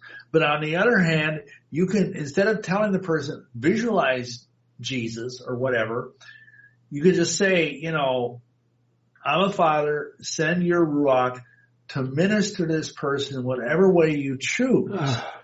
And leave it open to heaven. Don't try and manipulate heaven, because the word witchcraft is rooted in the Old English word Wicca. And I talk more about this in a DVD, but it is actually means to bend or to twist reality. That is what witches believe they can do. But the problem is they do it through the demonic. They think they do it through some inner power, like the Force, you know, in the Star Wars movies. It's just in all of us, but some of us have more midichlorians than others do. And no, it's demonic. You're calling upon the demonic. And I hate to say it, but a lot of the people that are doing this stuff you mentioned in charismatic churches, the blab it and grab it, the name it and claim it people, they're practicing witchcraft. Because we used to teach people the exact same methodology. Take a picture of what you want, put it on your refrigerator, put it on your bathroom mirror, and just claim it every time. You know, he said they would call upon, instead of calling upon Jesus, they would call upon, you know, Aradia or Diana or whatever, you know. I never really got into the Frosts. I never read any of their books. I heard about them a long time ago, but I never read any of their books. I know that they had people kind of took a distance from them because some of their viewpoints on initiation, especially for young people. But I never really got into the Church of the Church of Wicca by the Frost, so I don't know what they were teaching or what they believed or what they did there, but whatever. But it's the same idea that you can manipulate. You can and let me mention this, because this is another key thing in the video, is the difference between a scriptural Boy, he's really pushing that video. worldview and a magic worldview. Because this is a very important insight.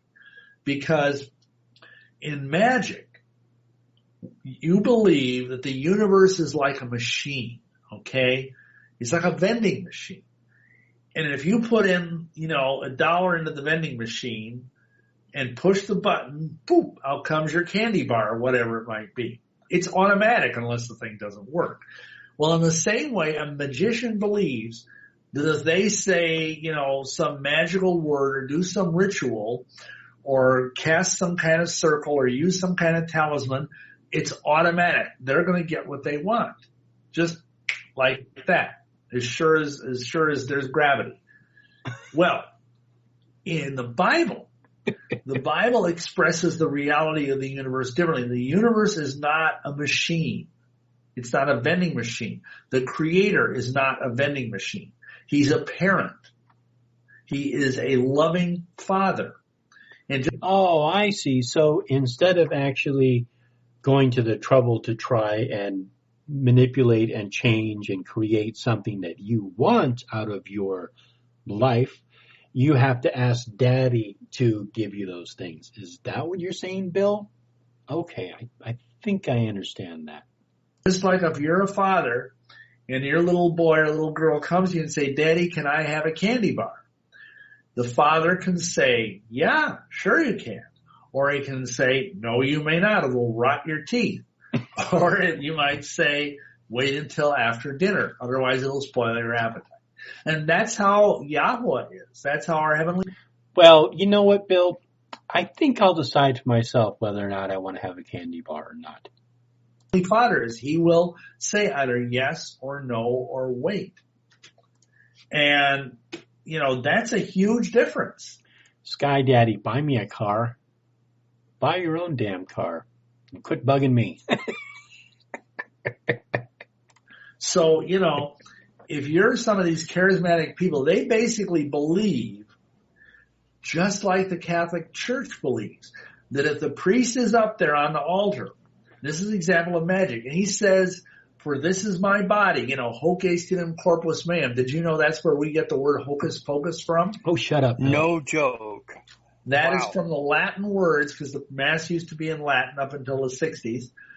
Hoc est in corpus meum, for this is my body. And they believe at that moment that the Almighty Creator of the universe has to send down His Son to live in that cookie. And that Jesus is trapped in that cookie, that wafer. And we've all seen pictures of it. And yeah, didn't you live off of wafers and human blood for 18 months, Bill? I see you're not mentioning that. That's magic. Just like the charismatic believes, if they say, I claim a pink Cadillac in my driveway in the name of Jesus, that they're going to get a pink Cadillac. And neither one is likely to happen. Right. The Almighty Creator of the universe is not going to come down and live in a cookie, and a pink Cadillac is probably not going to appear in their, driveway just like, out of thin air, like something on a special effect of a television show. That's great. Nobody who performs magic or witchcraft believes, I hope they don't believe that they do a spell and poof, something pops into existence.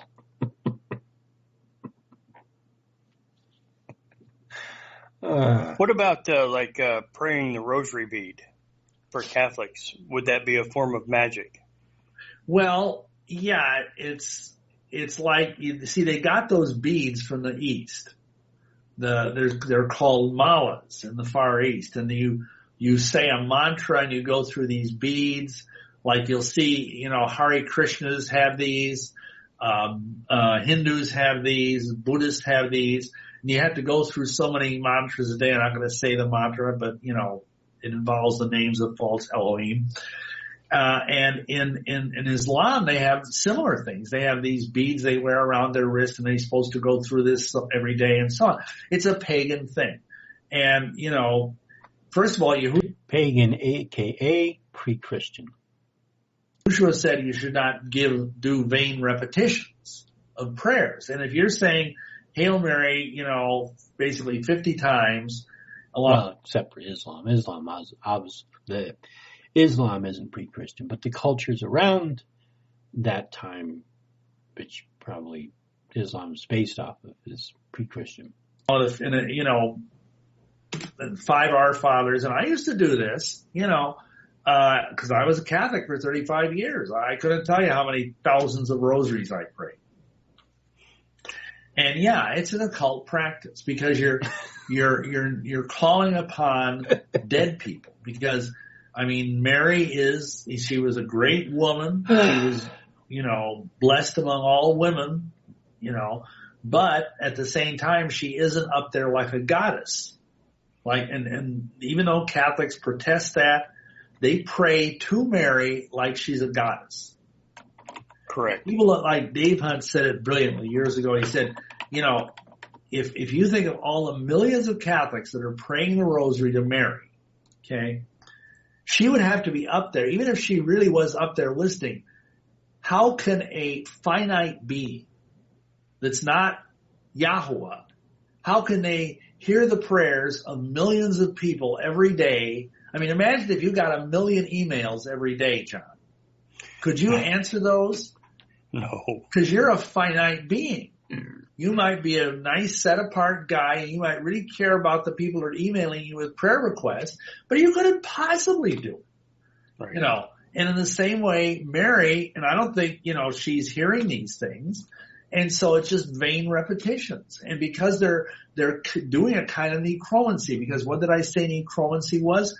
It was calling on the dead, either talking to the dead or expecting the dead to talk back to you. Either one is a sin.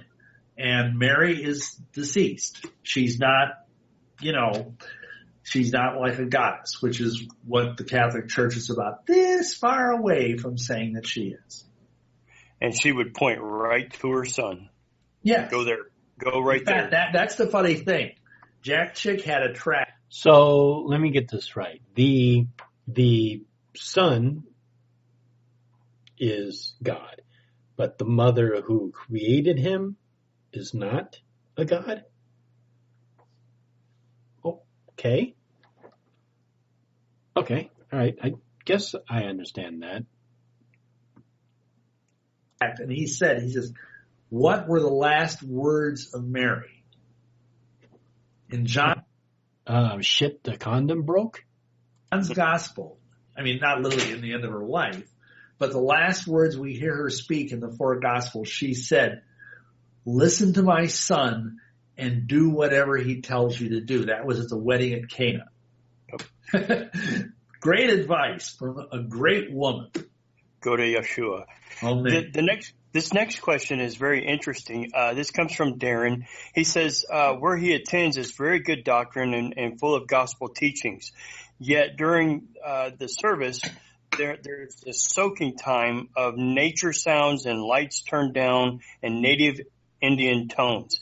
And he wants to know what you think of that type of service. He says it's biblically sound. They preach the gospel there, yet they use this, the dimming of the lights, this type of tone and sounds, I guess while they're praying maybe, or they're just, well, that would be my question, is what's going on? What are they supposed to be doing while they're playing this kind of spa music? It sounds like that's what it is. Because, it's okay to kind of settle in and pray quietly to yourself, but let me say something. There is a magic in music. And I was a music major. I used to be a band director. I used to be a composer. And believe it or not, I used to be a rock musician. Can you imagine me as a rock musician? Is there anything, Bill, you haven't been or done in your mind? It's scary. Anyway, And so I understand the magic of music. And when you talk about Native American tonalities or the tonalities of the Far East or India, some of these things are deliberately designed to evoke evil spirits. I don't want to be weird, but everybody concentrates on like death metal music and hard rock and all of that as being demonic, and that's true. There is. But remember, creation itself was done with sound and vibration. Yahweh spoke, and the universe came into being. So there is great power in music and in the word. And so I would be a little leery of especially when you're opening yourself up. Maybe they're supposed to like hear from the Spirit or something like that. I don't really know why they would be doing this. But if you're playing weird tonalities of music, and I kind of know what he means, there's probably like flutes and stuff, that could open up doorways, and I would be kind of concerned about that. I mean, if I were them, nature sounds are fine. Obviously, Yahweh created nature. He intends us to be out in nature. Music is a very powerful thing, and yes, it does cause emotion in people. One of the reasons why music can move people to cry or energize them or get them angry or whatever, or, yes, music is a powerful force, but it's demonic. But I would say, it'd be better if they're going to play some sort of music to play some sort of meditative Christian music. I have Celtic Christian music, and I have the instrumental stuff that's really soft and nice, and it's very relaxing. You really get into it and get its old time hymns. I would do that. I would stay away from Native American sounding stuff or Asian sounding stuff or African sounding stuff. Wow. Okay. Interesting.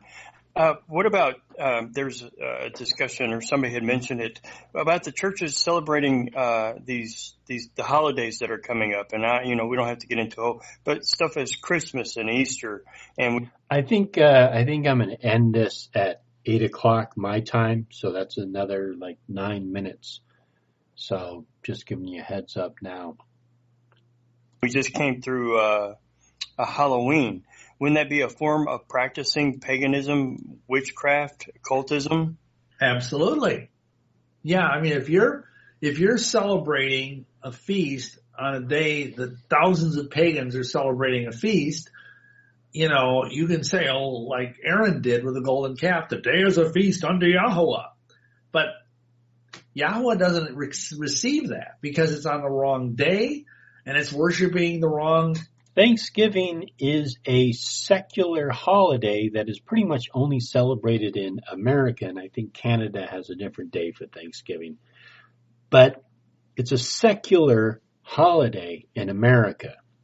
It may be based on other feasts, but it is a secular holiday in America.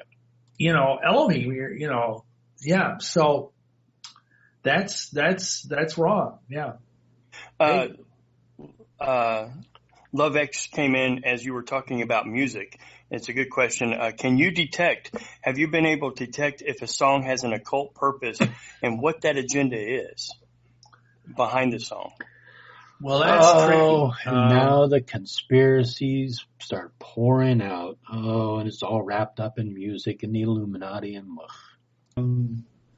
I haven't made a study of that. It's kind of like I know it when I hear it sometimes, but sometimes I miss it.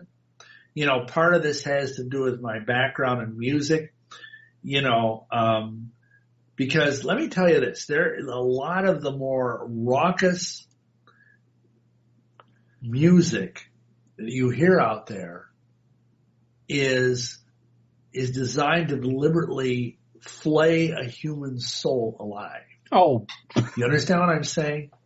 It rips away your soul from your body, literally. Like these people that go to these extra loud concerts. I don't care if it's Amy Grant or if it's, like Ozzy Osbourne, if he even still does concerts. I don't know if he does or not. But anyway, Ozzy Osbourne does some horrible He thinks he's back in the 80s. Ozzy Osbourne is retired. He's not running around doing concerts. Grotesque, totally out there, evil satanic group, or whether it's a Christian group.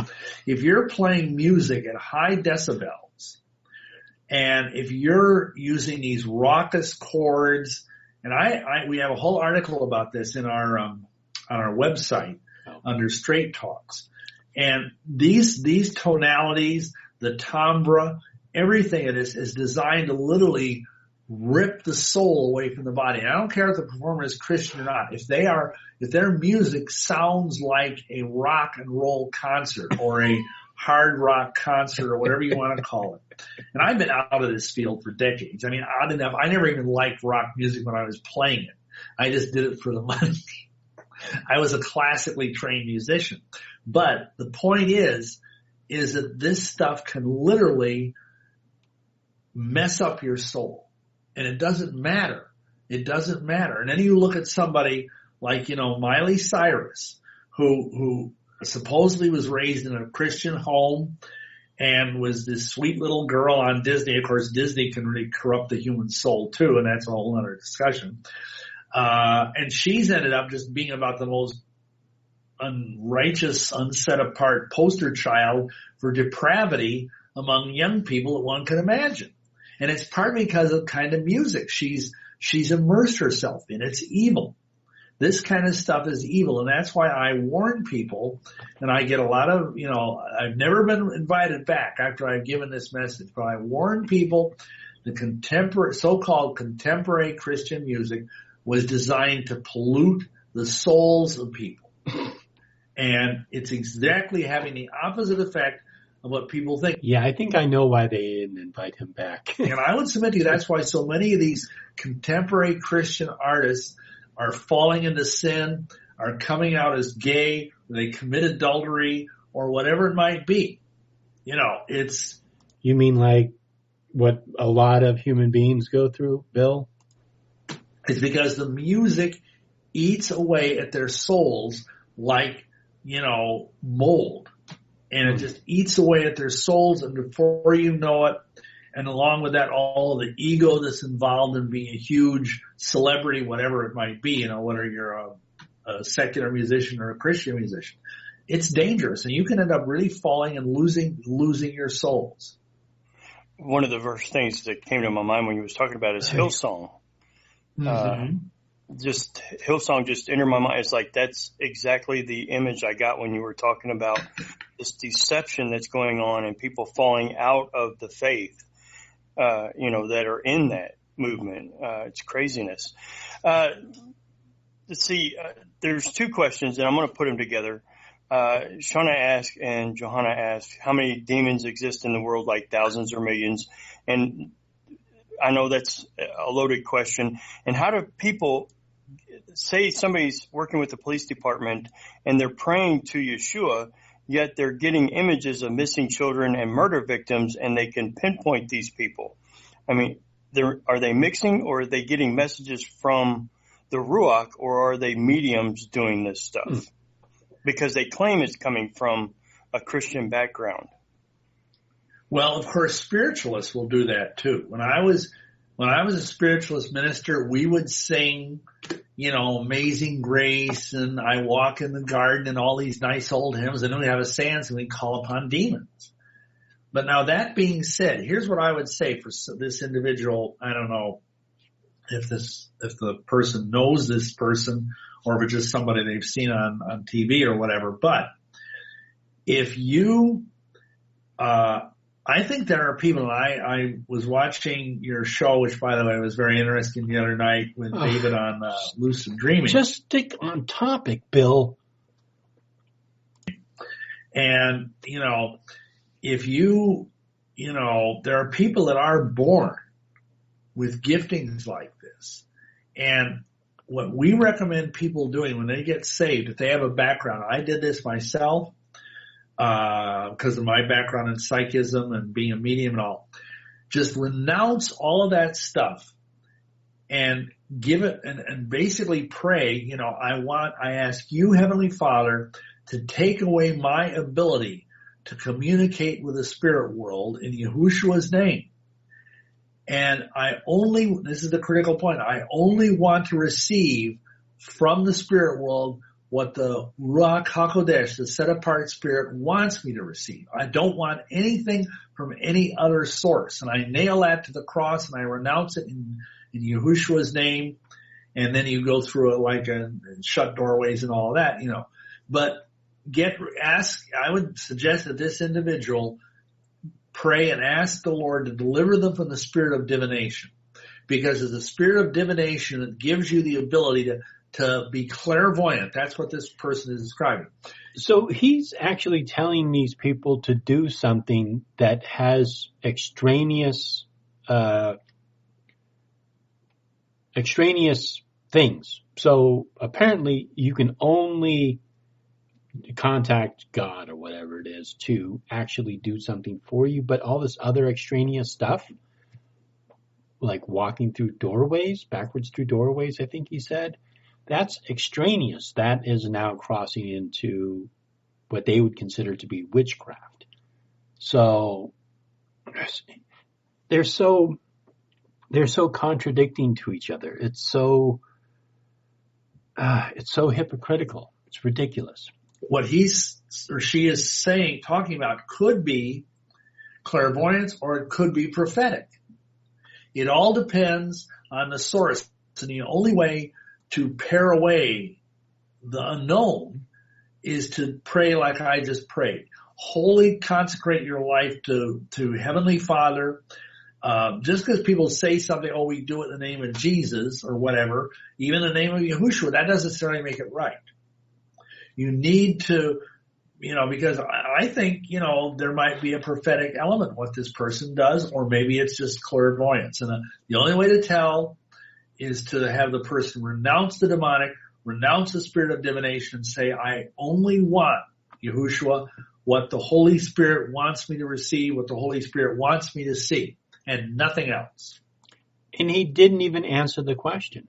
He avoided answering the question. The question was, if they have this ability, where is it coming from? He told them how to basically, in their minds, how to cleanse away the impure from the pure, which is supposedly just coming from their God.